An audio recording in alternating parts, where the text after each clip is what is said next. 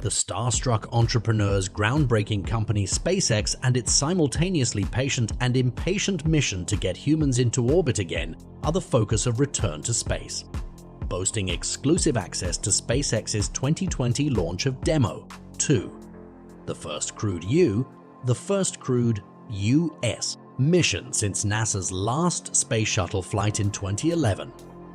The film is a relatively smooth blend of optimism for a rejuvenated emphasis on human exploration in the beyond, and branded content promoting a controversial businessman.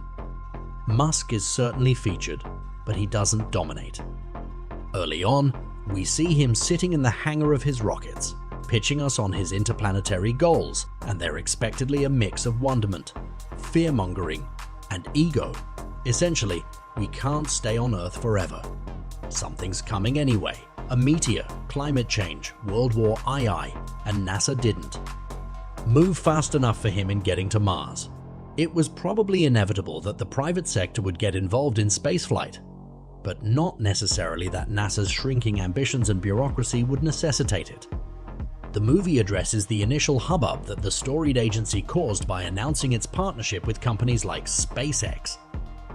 That Neil Armstrong chose to speak out against ceding NASA's authority to the private sector was a particular blow to the hero. Worshipping Musk. Tony Hawk, Until the Wheels Fall Off, is a documentary about the most popular skateboarder alive, but it's also about capturing his secret sauce.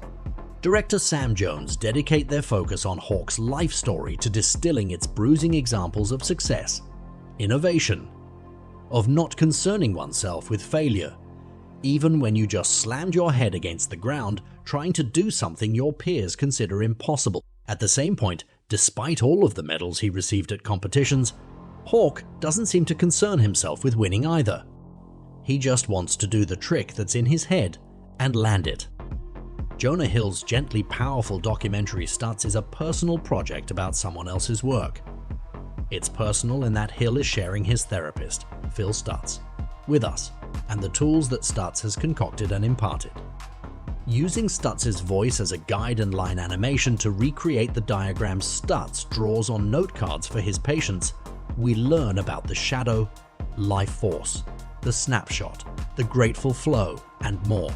These are techniques that require close, your eyes visualizing but are filled with surprising pathways to navigate sadness or an anxiety. They have to be heard from the source and seen with Stutz's drawings to be best understood. Instead of putting them all into a book, we have Hill's transformational documentary. Stutz is a sentimental retracing through Hill's therapy sessions with an artistic freedom that comes with transparency about its making, of process,